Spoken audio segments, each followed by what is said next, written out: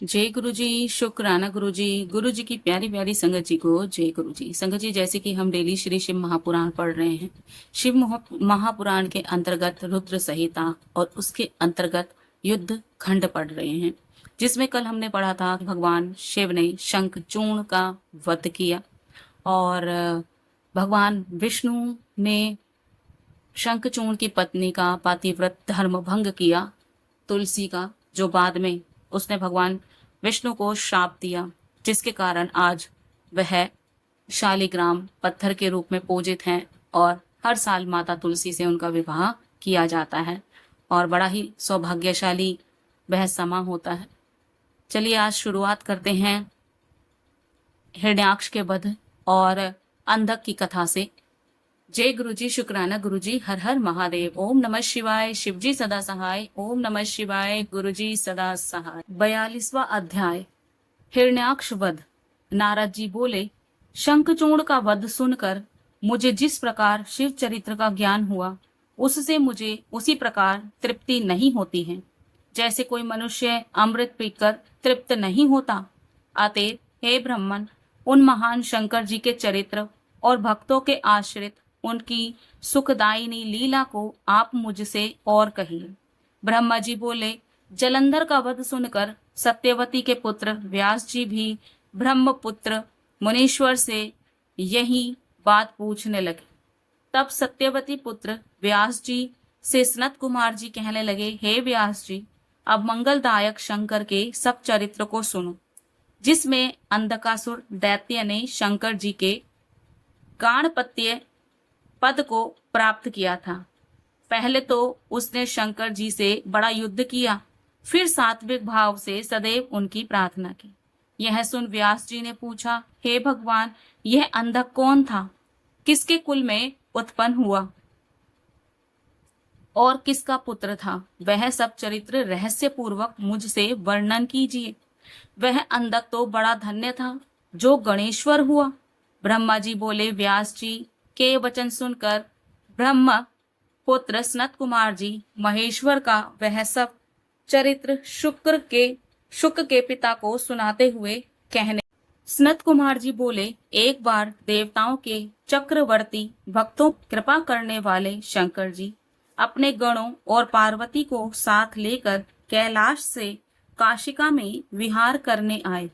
काशिका को अपनी राजधानी बना भैरव नामक वीर को उसका रक्षक बना कर पार्वती सहित मनुष्यों को सुखदायक लीला करने लगे। इस प्रकार एक समय शंकर जी मंदराचल पर्वत पर भी जाकर जब पार्वती के साथ विहार कर रहे थे, तब उनके अनेक विहारों में जब पार्वती ने अपने कनक कमल से प्रभा वाले हाथों से शंकर के नेत्र बंद कर लिए, तो क्षण भर के लिए चारों ओर महान अंधकार छा गया और महेश्वर के शरीर का स्पर्श करने से पार्वती के दोनों हाथों से मद का जल निकलने लगा। पुनः एक बड़ा कराल मुख, भयंकर क्रोध परायण एक अंधा विरूप जटाधारी कृष्ण वर्ण विकृत तथा बहुत से रोमों वाला मनुष्य उत्पन्न हो नाचने, गाने, हंसने, रोने और घोर शब्द करने तथा जीभ से चाटने लग गया। उसके अद्भुत दर्शन से गौरी को बड़ा आश्चर्य हुआ। शिवजी जी हंसने लगे। फिर उन्होंने कहा, यह तो जो तुमने आंख मीचने वाला कर्म किया, यह उसी का फल है, इससे डरती क्या हो? पार्वती जी ने हंसकर नेत्र बंद कर लिए। फिर तो वह पुरुष पहले से भी घोर हो गया। तब उस भूत को देखकर गौरी ने महेश से पूछा कि यह घोर पुरुष कौन है? किस लिए आपने इसे उत्पन्न किया है, अथवा किसी अन्य ने इसे उत्पन्न किया है? यह किसका पुत्र है? सत्य कहिए। सनत कुमार जी बोले, तब त्रि जगज्जननी के यह वचन सुन सृष्टिकर्ता भगवान शंकर ने कुछ हंसते हुए उसका पुनः पूर्व परिचय देते हुए कहा, हे आर्य, यह तुम्हारा वही पहले वाला पुत्र है जो तुम्हारे द्वारा मेरे नेत्रों को बंद करने से मेरे माथे के पसीने से अभी कुछ क्षण पूर्व प्रकट हुआ है।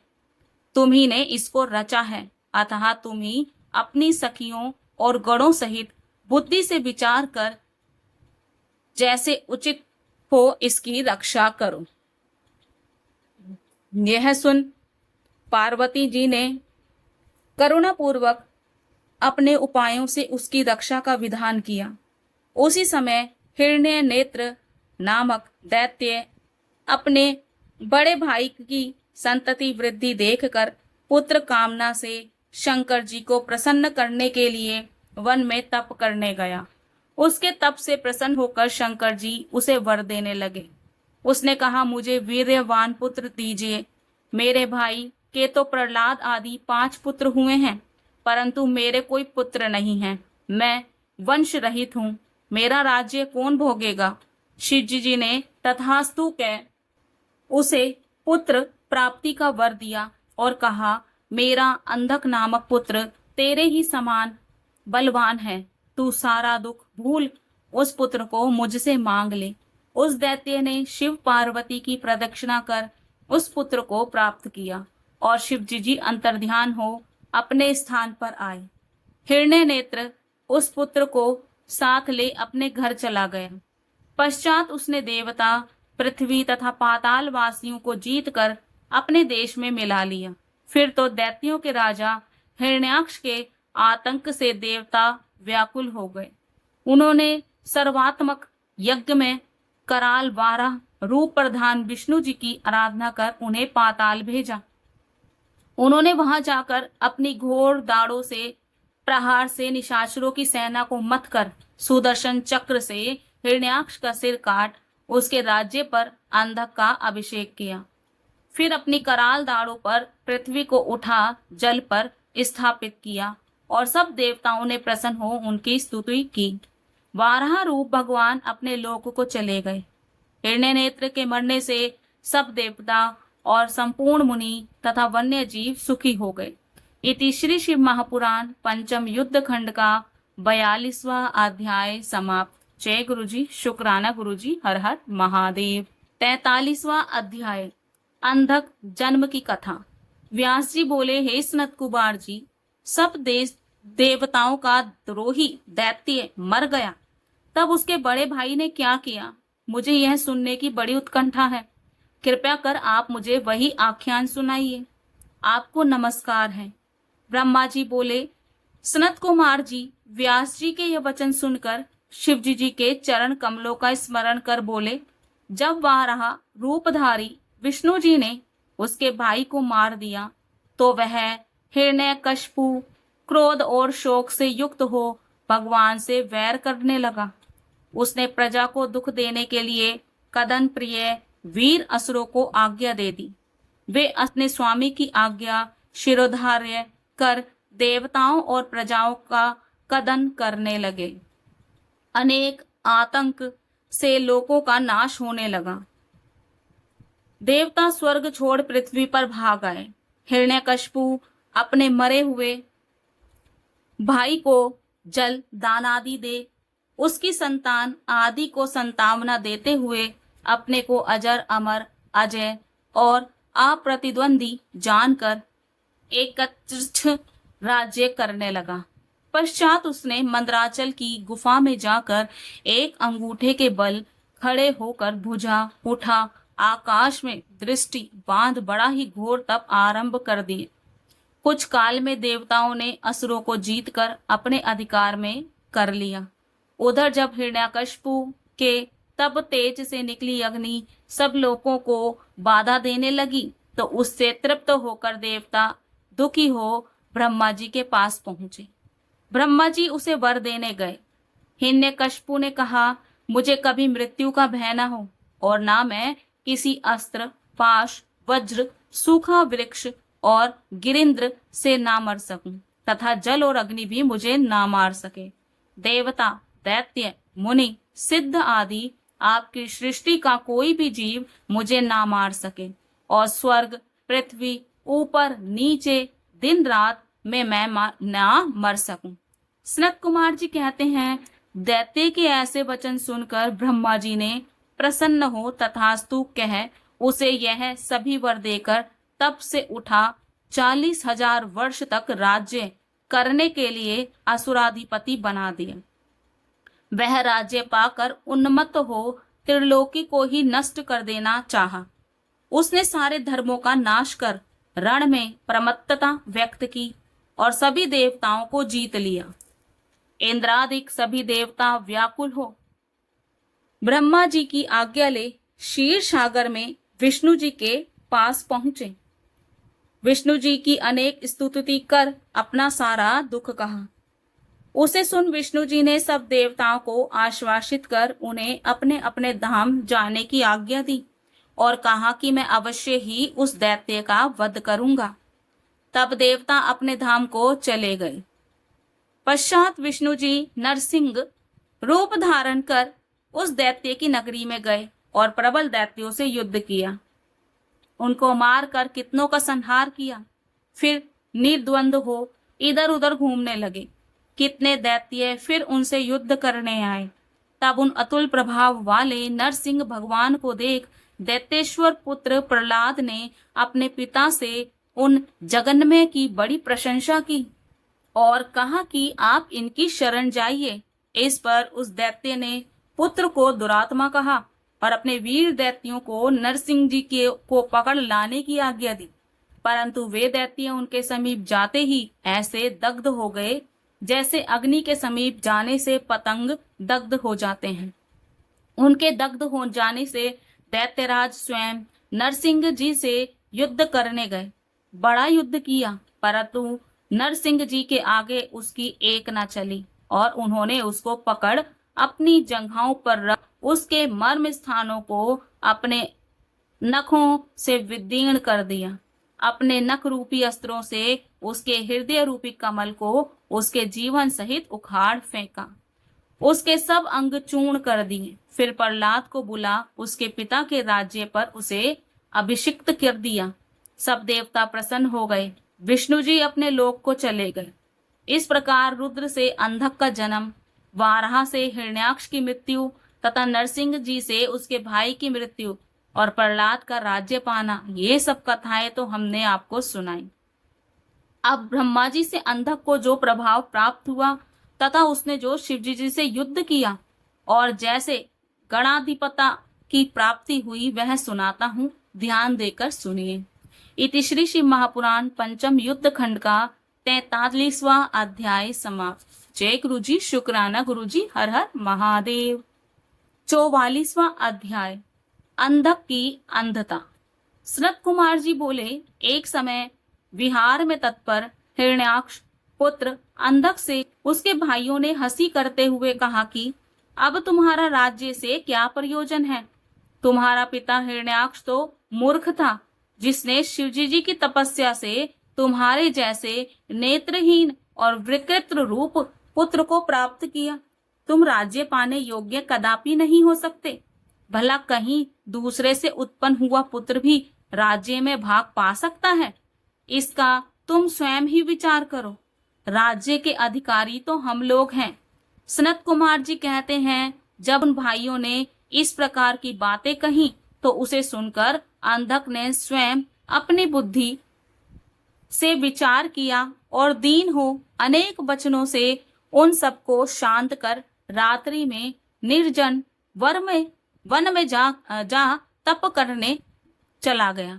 वहां जाकर उसने 10,000 वर्ष तक मंत्र जपते हुए घोर तप किया और जब इतने पर भी कुछ परिणाम ना निकला तब उसने अपने उस शरीर को अग्नि में जला देना चाहा। यह जानकर देवताओं को बड़ा भय और आश्चर्य हुआ। उन्होंने ब्रह्मा जी के पास जाकर उसकी बड़ी स्तुति की तो ब्रह्मा जी उसे वर देने गए और कहा, हे दानव, मैं तुम पर प्रसन्न हूँ, जो चाहो वर मांगो।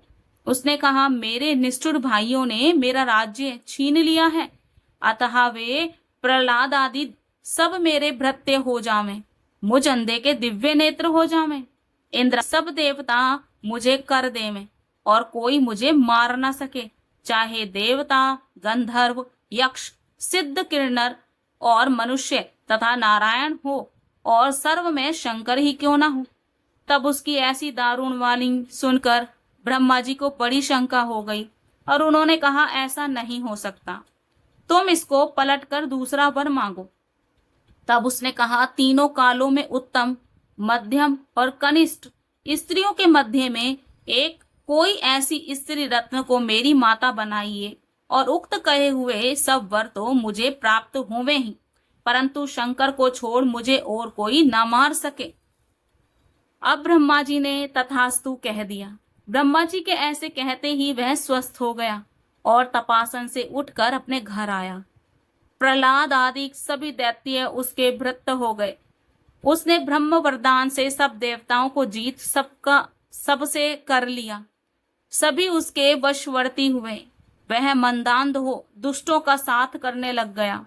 उसने अपने सभी मुख्य पुत्रों का तिरस्कार, वैदिक धर्मों का नाश कर दिया। करोड़ों वर्षों तक उसने ऐसा ही वेद, गुरु, ब्राह्मण और देव विरोधी राज्य किया। धन की मानधनता ने उसे कुमार्गी बना दिया। एक समय जब वह अपनी सेना ले मंदराचल पर्वत पर गया, तो वहां स्वर्णमयी शोभा से आकृष्ट हो उसने अपना एक अद्भुत गृह निर्माण करना चाहा, तथा मंदिर के शिखर पर उसने यह इच्छा पूर्ण भी कर ली। फिर वह वहां कुछ दिन के लिए ठहर भी गया।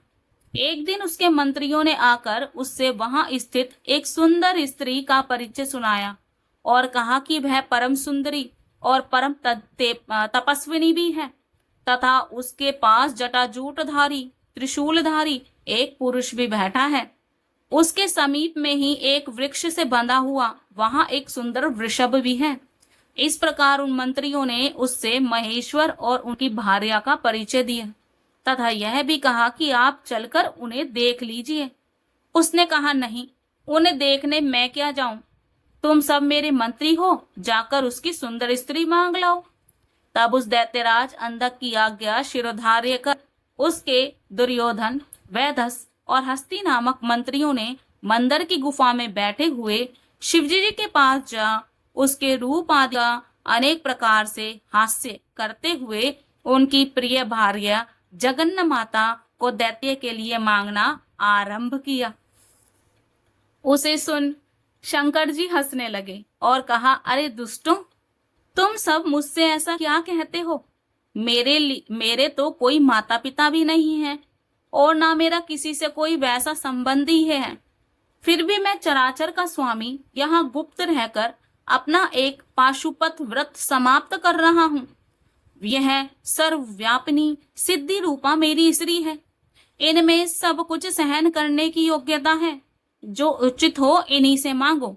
ऐसा कह वे तपस्वी वेशधारी शिवजी जी चुप हो गए।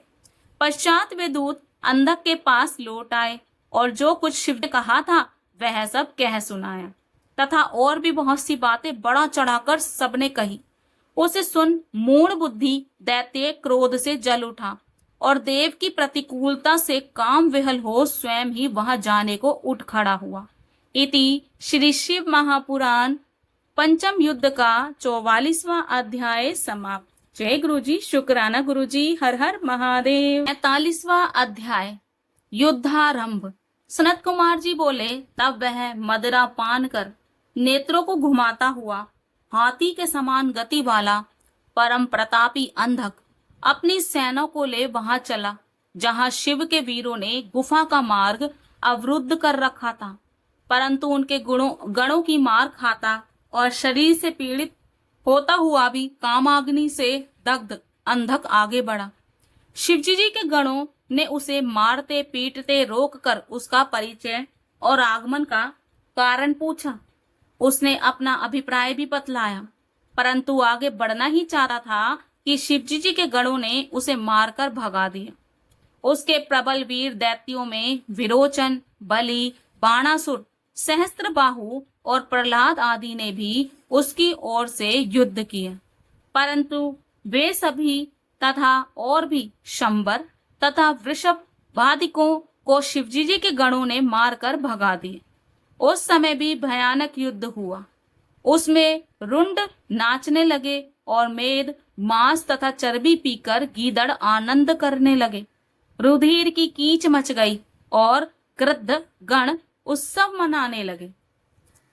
इस कांड से शिवजी जी को किंचित खेद हुआ और उन्होंने पार्वती से कहा, देखो यह संसार की क्या विलक्षणता है कि स्त्री के प्रसंग से कभी कभी स्वजनों तथा अपनों से भी इस प्रकार युद्ध करना पड़ता है और जीवन का महत्वपूर्ण समय इस प्रकार नष्ट हो जाता है। कहाँ तो मैं यहाँ पाशुपत व्रत पूर्ण करने आया था और कहाँ दूसरा ही व्रत पूर्ण हो गया। इससे तो मेरा एक प्रकार से बहुत सा बल नष्ट हो गया, इसलिए अब मैं एक दूसरा ही घोर व्रत करूंगा। आओ किसी दूसरे वन में चलें। पार्वती से ऐसा कहते हुए शंकर जी वहां से उठकर दूसरे वन में चले गए। वहां जाकर उन्होंने फिर उस पाशुपत व्रत को आरंभ किया, जिसे हजारों वर्ष में भी देवता दानव करने में समर्थ नहीं होते। इस बार पार्वती उनके साथ न थी और शंकर जी की प्रतीक्षा में मंदराचल पर्वत पर ही स्थित रही। इस अवधि में शंकर जी के बिना अपने एकाकीपन से पार्वती जी को बड़े कष्ट का अनुभव हुआ। वीरक पुत्र उनकी रक्षा करता रहा। उसी समय एक दिन काम पीड़ित अंधक पार्वती जी की गुफा में प्रविष्ट हो गया। वीरक उससे युद्ध करने लगा। 505 रात दिन उसने खाना पीना और निद्रा त्याग ससैन्य वीरक के साथ युद्ध किया। शस्त्रों का भयानक प्रयोग हुआ। संपूर्ण दैत्यों ने वीरक को घेर लिया। उसका निकलना कठिन हो गया।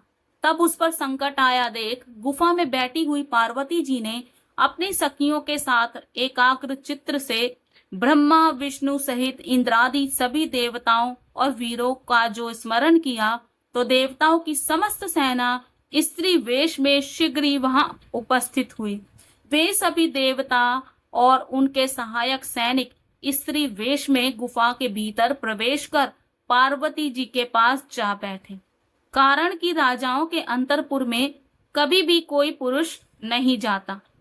निदान उन स्त्रियों ने समर में विजय पाने वाली भैरी और शंख के युद्ध वाद्य बजाए। उन वाद्यों को सुन पार्वती जी का गण वीरक, जो उस समय युद्ध में मूर्छित हो रहा था, सचेष्ट हो उठा और महारथियों के शस्त्रों को ग्रहण कर उन्हीं के शस्त्रों से उन्हें मारने लगा। तब तक हाथ में दंड लिए ब्राह्मी और क्रोध से व्याप्त चित्त गौरी, शंख, चक्र, गदा और धनुषधारी, बाहु दंड, पूर्ण नारायणी, वज्र लिए इंद्राणी और इसी प्रकार देवताओं की देवी नाम वाली सभी देवियां अपने अपने विविध आयुधों से युक्त हो उस युद्ध की अपार सेना को देख हृदय दुखी हो गईं। उनसे कुछ कहते ना बना। उसी समय ब्रह्मा जी की प्रमुख शक्ति ने समस्त देवताओं की स्त्रियों के मन को सावधान कर पार्वती जी की आज्ञा से अति पराक्रमी वीरक को सेनापति बनाया। वरदान से बलि दैत्य अपनी सेना सहित उन स्त्रियों के मध्य में कूदकर अपूर्ण युद्ध करने लगा। सेनापति वीरक की संरक्षता में सखियों सहित पार्वती ने अद्भुत युद्ध किया। हिरण्याक्ष पुत्र अंधक महाव्यूह की रचना कर हजारों वर्ष तक वहां युद्ध करता रहा। पार्वती जी की सहायिका स्त्री सेना निरंतर युद्ध करती रही। 1000 वर्ष के पश्चात महेश्वर भी वहां आए। उन्होंने पार्वती को युद्ध करते हुए देखा। पार्वती की भी उन पर दृष्टि पर उन्होंने सिर झुका शंकर जी को प्रणाम किया। शंकर जी ने उन्हें हृदय से लगा गुफा में प्रवेश किया। दैत्यों का वेग शांत हो गया। पश्चात उस दैत्य ने शंकर जी के पास संदेश भेजकर फिर उनसे उनकी भार्या स्त्री की मांग कर दी और यह भी कहलाया कि तुम तपस्वी नहीं, मेरे शत्रु हो। यह सुन कपाल मालाधारी शंकर के क्रोध का अंत ना रहा। उन्होंने उसके दूत को बहुत सी बातें समझाकर उससे युद्ध संदेश भेज दिया। इति श्री शिव महापुराण पंचम युद्ध खंड का 45वां अध्याय समाप्त। जय गुरुजी, शुक्राना गुरुजी, हर हर महादेव। 46वां अध्याय अंधक युद्ध समाप्ति। सनत कुमार जी बोले, तब महाबली गिल नामक दैत्य को आगे कर अंधक शिवजी जी से युद्ध करने आया।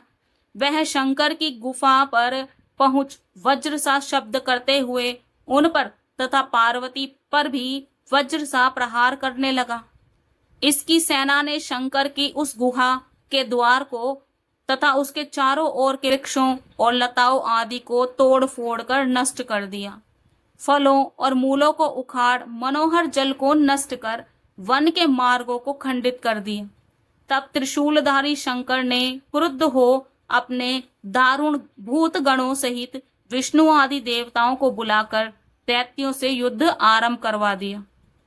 देवताओं ने गिल दैत्य सहित उसकी समस्त सेना से मर्यादा रहित घोर युद्ध आरंभ कर दिया, परंतु उस प्रबल दैत्य ने उन सबको निगल लिया। ब्रह्मा, विष्णु, इंद्र, सूर्य और चंद्रमा आदि सभी समस्त देवता विध्वस्त दैत्य के पेट में चले गए। केवल शंकर जी का एक गण वीरक शेष बचा। तब वह भागकर शंकर जी के पास आया और सब समाचार कहा। उसे सुन शंकर जी सामवेद का गान करने लगे। फिर सूर्य के समान अपने प्रकाशित शरीर से हास्य करने लगे। उनके अट्टहास से समस्त अंधकार दूर हो गया। वीरक ने उन दैत्यों से बड़ा युद्ध किया। उधर उस दैत्य ने नंदी को निगल लिया। तब नंदी को निगला देख कपर्दी भगवान शंकर ने वृषभ पर चढ़ मंत्र जपते हुए निगले हुए को उगलवाने के लिए युद्ध में आए। उन्होंने अपने तीर व बाणों से विदस को मार मार कर दैत्यों के मुख से विष्णु सहित ब्रह्मा, इंद्र, सूर्य, चंद्रमा आदि को उगलवा लिया। देवताओं की सेना प्रसन्न हो फिर महायुद्ध करने लगी। शुक्राचार्य जी युद्ध में मरे हुए दैत्यों को अपनी संजीवनी विद्या से जिलाने लगे। तब उन्हें ऐसा करते देख शिव जी के गणों ने उन्हें बांधकर शंकर जी के सामने उपस्थित किया। शंकर जी शुक्राचार्य को निगल गए। शुक्र के नष्ट होने से दैत्यों का बल क्षीण हो गया। फिर तो देवताओं ने उन्हें मार मार कर व्याकुल कर दिया। मृतकों से संग्राम भूमि व्याप्त हो गई। हाथ शिर कटे ऋण नाचने लगे। प्रदत्त बेताल आदि मुर्दों के मांस भक्षण करने लगे। इस प्रकार बहुत समय तक हिरण्यकश्यपु के वंश के में उत्पन्न दैत्य महेंद्र से युद्ध करके हार गया। देवताओं ने क्रोध दैत्यों का नाश कर दिया। हरि ने अपनी प्रचंड गदाघात से दैत्यों का मद चूर्ण कर दिया, परंतु अब तक भी दैत्यों का प्रधान अंधक युद्ध में डटा रहा। इंद्र ललकार लड़काल उसे मारने लगा। वह भी अपने पैने बाण मार मार कर गिरजा और रुद्र को पीड़ा देने लगा। सैकड़ों मायाओं से कपट युद्ध करने लगा। देवताओं से अवध्य होने से अब उसने शंकर जी को अपनी माया से जीतना चाहा। अंधक समस्त युद्ध भूमि में व्याप्त हो घोर युद्ध करने लगा, परंतु शिवजी जी ने अपने त्रिशूल से उस दैत्य को मारकर बहुत प्रकार से छेद डाला। उसके सारे शरीर से रुधिर का प्रभाव बहने लगा। उस प्रभाव से बहुत से दैत्य उत्पन्न होकर युद्ध करने लगे। इधर विष्णु जी ने भी कहकर शंकर जी के कर्ण से बहुत कराल गण उत्पन्न कराए। फिर भयानक युद्ध आरंभ हुआ। देवताओं ने वंदना कर भूख से व्याकुल चंडिका देवी को प्रसन्न कर दिया। वह व्याकुल हृदय देवी दैत्यों के शरीर से निकले रक्त को पान करने लगी। युद्ध भूमि में मांस की कीचड़ उत्पन्न हो गई। तब अपने कुल तथा सनातन शास्त्र धर्म स्मरण कर वह दैत्य शंकर जी पर पुनः घोर बाण बरसाने लगा। शिवजी जी त्रिशूल उठा उसका हृदय छेदते हुए उसे ऊपर उठा लिए। यह होते हुए ही युद्ध शांत हो गया। सूर्य की प्रचंड किरणों ने उसकी काया जला दी। उसका शरीर जर्जर हो गया। ऊपर से मेघों ने जल बरसाकर उसे और भी पीड़ित कर दिया। एक ओर से हिमखंड उसे अलग ही विदीर्ण करने लगा। फिर भी उस दैत्येंद्र के प्राण नहीं निकले। तब वह करुणा सागर परम दयालु शंकर जी की स्तुति करने लगा। शिवजी जी ने प्रसन्न हो उसे गणपत्य पद दिया और युद्ध समाप्त हो गया। हरि आदि देवता अपने स्थान को चले गए। चारों ओर शिवजी जी के लिए जय जयकार शब्द होने लगा। देव पूजित भगवान शंकर पार्वती जी को साथ ले प्रसन्न हो अपनी गुफा में चले गए। वहां उन्होंने अपना अंश स्थापित कर परम प्रसन्नता प्राप्त की। इति श्री शिव महापुराण पंचम युद्ध खंड का 46वां अध्याय समाप्त। जय गुरु जी, शुक्राना गुरु जी, हर हर महादेव।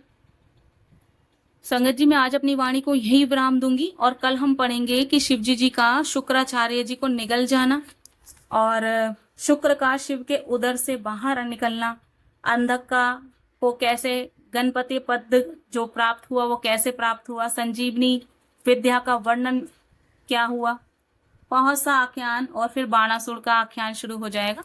और आज मैं अपनी वाणी को यहीं विराम दूंगी। जय गुरु जी, शुक्राना गुरु जी, हर हर महादेव।